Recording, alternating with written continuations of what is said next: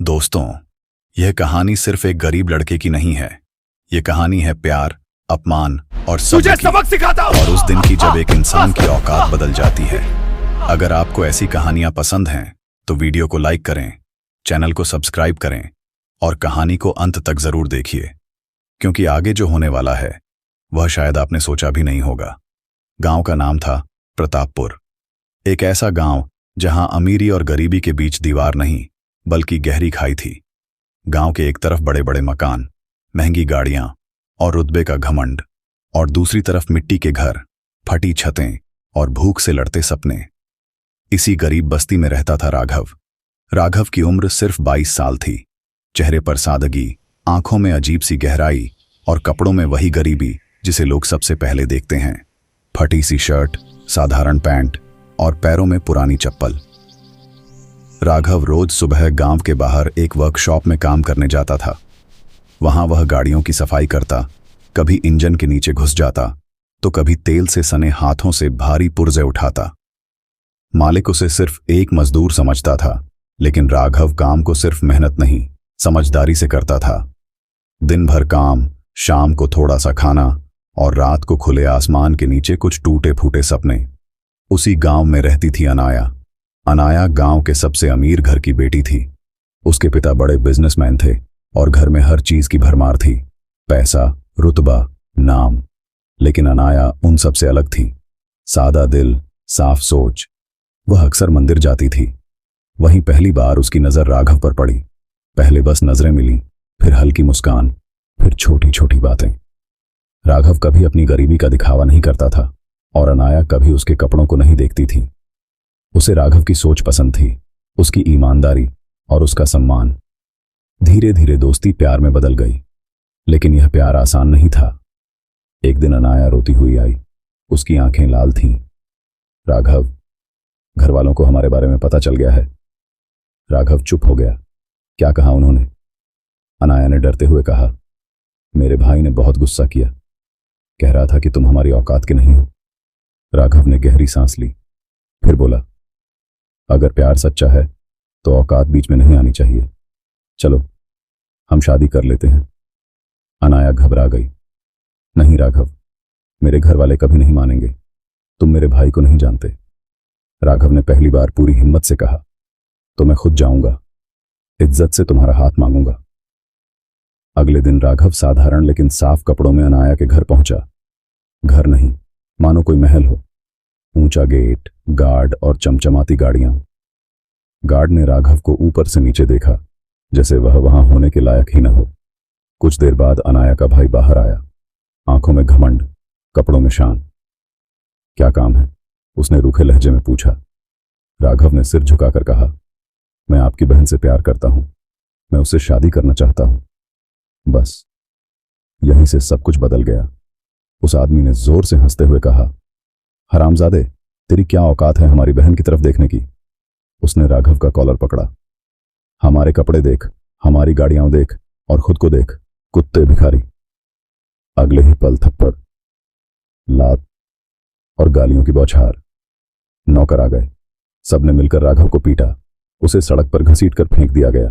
भीड़ जमा हो गई। किसी ने पुलिस बुला ली। पुलिस आई, बिना कुछ सुने राघव को पकड़ लिया। हथकड़ी लगी। लोग तमाशा देख रहे थे। थाने की कोठरी में बैठा राघव दर्द से टूट चुका था, लेकिन उसकी आंखों में डर नहीं था। वह बस धीमे से बोला, आज मेरी औकात पर हंसे हैं, कल यही लोग सच देखेंगे। और उसी रात थाने के बाहर अचानक एक के बाद एक महंगी गाड़ियां आकर रुकीं। थाने की कोठरी में राघव चुपचाप बैठा था। शरीर पर चोटों के निशान थे, होंठ फटा हुआ था, लेकिन आंखों में अजीब सी शांति थी, जैसे वह जानता हो यह रात उसकी जिंदगी की आखिरी अंधेरी रात है। बाहर अचानक शोर बढ़ने लगा। पहले एक गाड़ी आकर रुकी, फिर दूसरी, फिर तीसरी। थाने के बाहर की सड़क पर BMW, मर्सिडीज, फॉर्च्यूनर जैसी महंगी गाड़ियां लाइन से खड़ी होने लगीं। लाल नीली बत्तियां नहीं थीं, लेकिन रुतबा किसी मंत्री से कम नहीं लग रहा था। थानेदार की नींद उड़ गई। इतनी गाड़ियां, किसी VIP को तो अंदर नहीं डाल दिया हमने? उसकी आवाज कांप रही थी। उसी वक्त एक सीनियर अफसर दौड़ता हुआ आया, चेहरा सफेद। साहब, बड़ी गलती हो गई है। थानेदार घबरा गया।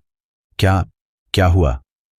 जिस लड़के को आपने बंद किया है वही राघव, वह कोई आम लड़का नहीं है। कोठरी का दरवाजा खुला, राघव को बाहर लाया गया। वही पुराने कपड़े, वही सादा चेहरा, वही शांत नजर। लेकिन जैसे ही वह बाहर आया, थाने के बाहर खड़े सारे लोग सीधे खड़े हो गए। एक आदमी आगे बढ़ा, सूट बूट में, झुका और बोला, सॉरी सर, हमें पहचानने में गलती हो गई। थानेदार के हाथ कांपने लगे। वह खुद आगे आया और बोला, माफ कर दीजिए सर, हमें नहीं पता था कि आप ही हैं। राघव ने सिर्फ इतना कहा, कोई बात नहीं, गलती इंसानों से हो जाती है। लेकिन उसकी यह शांति कुछ लोगों के लिए तूफान बनने वाली थी। दूसरी तरफ अनाया का घर, अनाया पूरी रात रोई थी। उसे लगा था कि राघव अब कभी बाहर नहीं आएगा। उसका भाई उसे बार बार कह रहा था, देख लिया, ऐसे भिखारियों का यही हश्र होता है। लेकिन सुबह घर के बाहर अचानक सायरन नहीं बल्कि महंगी गाड़ियों की आवाजें सुनाई दी। राघव को सम्मान के साथ छोड़ा जा रहा था। अनाया की आंखों में आंसू आ गए। वहीं उसका भाई राघव दूर से देख रहा था। उसका दिमाग काम नहीं कर रहा था। ये कैसे हो सकता है? कल तक तो यही लड़का जेल में था, लेकिन राघव बिना किसी को देखे वहां से चला गया। कुछ दिन बाद BMW कंपनी, शहर की सबसे बड़ी BMW डीलरशिप और मैन्युफैक्चरिंग यूनिट, कांच की ऊंची इमारत, अंदर AC, हर तरफ चमक। अनाया का भाई विक्रम, या आप चाहें तो वही घमंडी भाई, किसी काम से वहां पहुंचा। जैसे ही वह अंदर घुसा, उसकी नजर सामने बैठे एक लड़के पर पड़ी। वही साधारण कपड़े, वही शांत चेहरा, राघव।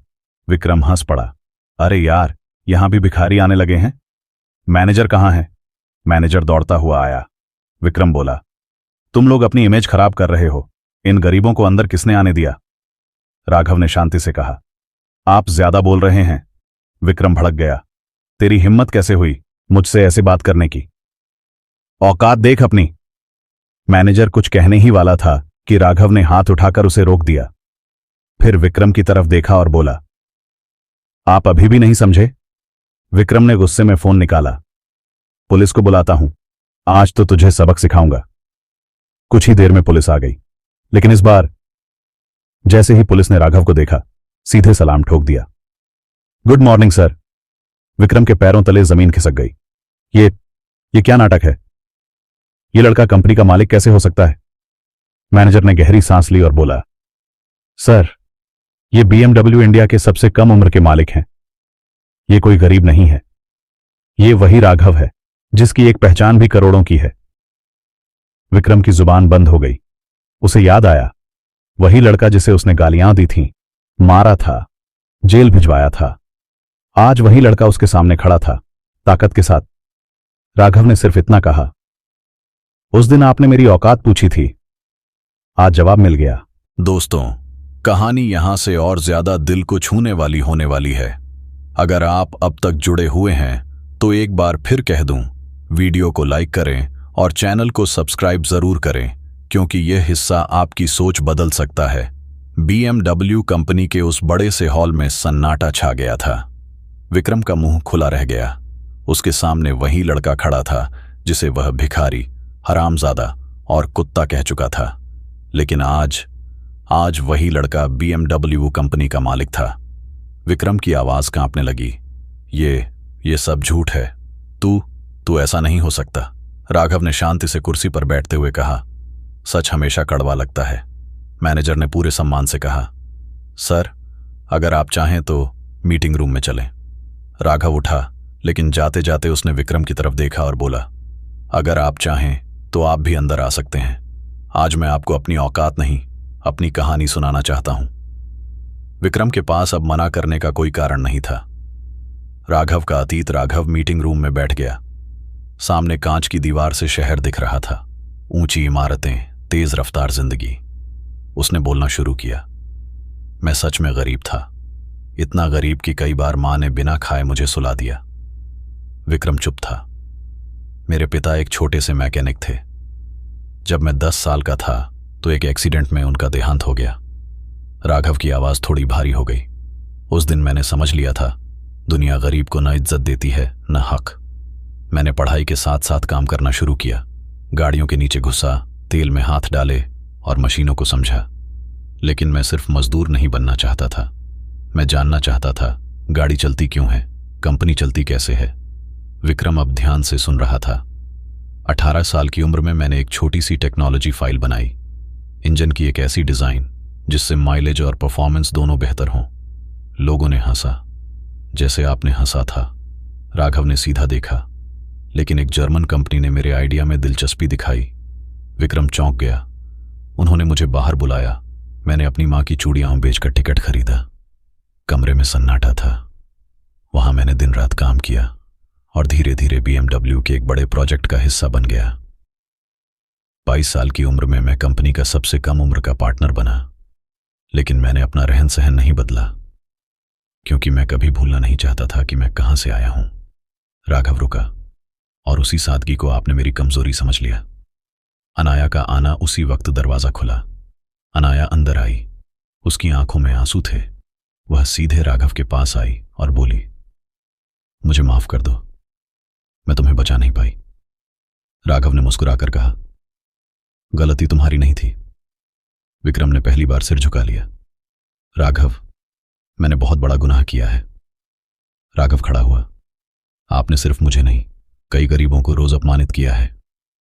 आज मैं आपको माफ कर सकता हूं, लेकिन आपकी सोच को बदलना जरूरी है। विक्रम की आंखों में शर्म थी। एक बड़ा फैसला। राघव ने मैनेजर की तरफ देखा। BMW की अगली यूनिट इसी इलाके में लगेगी। सब चौंक गए। और वहां सिर्फ गरीब और काबिल लोगों को नौकरी मिलेगी। अनाया रो पड़ी। यही मेरी असली औकात है, राघव बोला। BMW कंपनी की मीटिंग खत्म हो चुकी थी। विक्रम सिर झुकाए बैठा था। जिस घमंड के सहारे वह दुनिया को देखता था, वह घमंड आज उसी के पैरों तले कुचला जा चुका था। राघव ने शांत लेकिन सख्त आवाज में कहा, मैं बदला लेने में विश्वास नहीं रखता, लेकिन सच सामने लाना जरूरी होता है। उसने मैनेजर की तरफ देखा। गाड़ी तैयार करो। अनाया चौंक गई। कहां चल रहे हो? राघव बोला। वहीं जहां मेरी बेइज्जती हुई थी, मेरे गांव। वापसी उसी गांव में। प्रतापपुर गांव आज भी वैसा ही था। वही कच्ची सड़कें, वही चाय की दुकान, वही भीड़। लेकिन आज कुछ अलग था। गांव के बाहर एक के बाद एक महंगी गाड़ियां आकर रुकीं। BMW, Audi, Fortuner. गांव वालों की भीड़ जमा हो गई। कौन आया है? किसी नेता का दौरा है क्या? तभी एक गाड़ी से राघव उतरा। वही सादा कपड़े, वही शांत चेहरा, लेकिन इस बार उसके साथ बड़े बड़े अफसर, कंपनी के लोग और सम्मान था। गांव वाले पहचान नहीं पाए। तभी चाय की दुकान वाला बोला, अरे ये तो वही राघव है जो गैराज में काम करता था। भीड़ में खुसर पुसर शुरू हो गई। उसी वक्त अनाया का परिवार भी वहां पहुंच गया। विक्रम सबसे पीछे सिर झुकाए।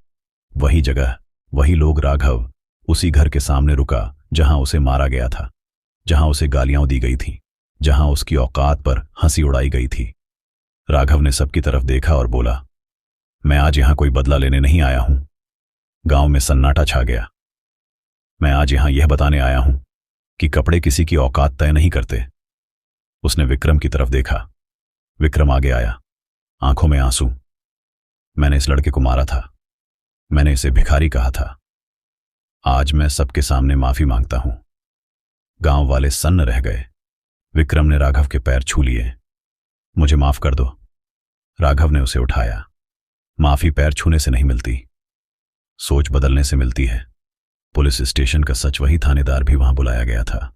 राघव ने कहा, इसी थाने में मुझे बिना सुने बंद किया गया था। थानेदार की आंखें झुक गईं। गलती हुई थी सर। राघव ने ऊंची आवाज में कहा, आज से इस गांव में किसी गरीब को बिना सुने हाथ नहीं लगाया जाएगा। पुलिस वालों ने सबके सामने सलाम ठोका। एक नई शुरुआत। राघव ने घोषणा की, यहीं इसी गांव में BMW की एक यूनिट लगेगी। गांव वाले हैरान। और यहां काम मिलेगा सिर्फ सिफारिश से नहीं, काबिलियत से। लोगों की आंखों में आंसू थे। जिस लड़के को कल तक लोग भिखारी कहते थे, आज वही पूरा गांव बदल रहा था। अनाया राघव के पास आई। अब सब ठीक हो जाएगा ना? राघव मुस्कुराया। अब शुरू होगा। गांव में BMW यूनिट की घोषणा के बाद जैसे पूरा प्रतापपुर जाग गया था।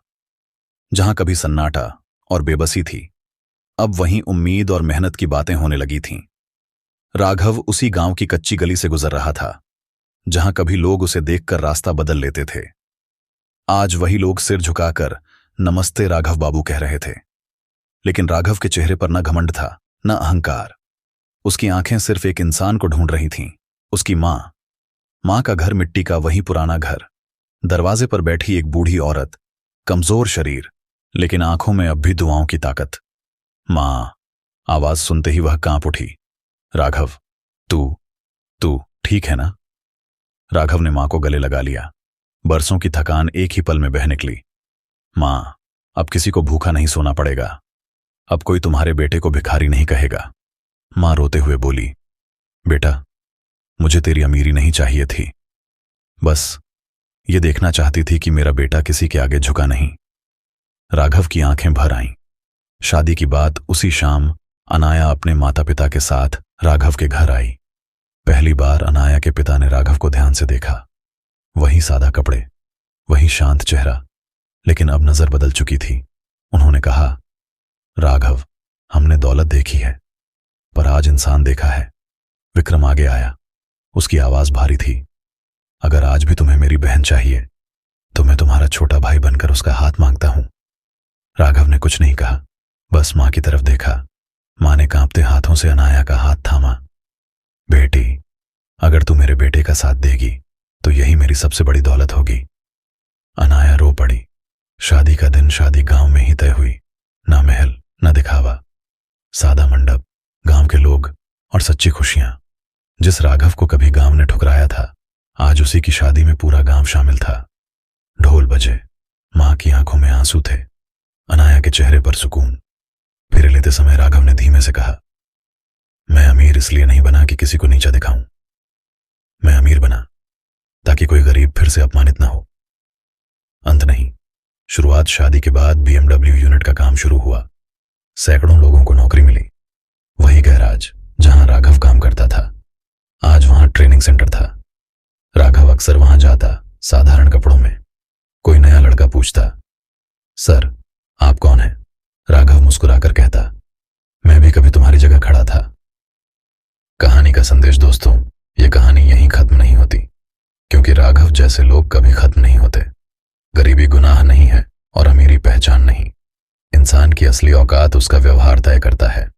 अगर यह कहानी आपको पसंद आई हो तो वीडियो को लाइक करें, चैनल को सब्सक्राइब करें और इसे अपने दोस्तों के साथ जरूर शेयर करें, क्योंकि हर राघव की कहानी किसी न किसी की हिम्मत बन सकती है।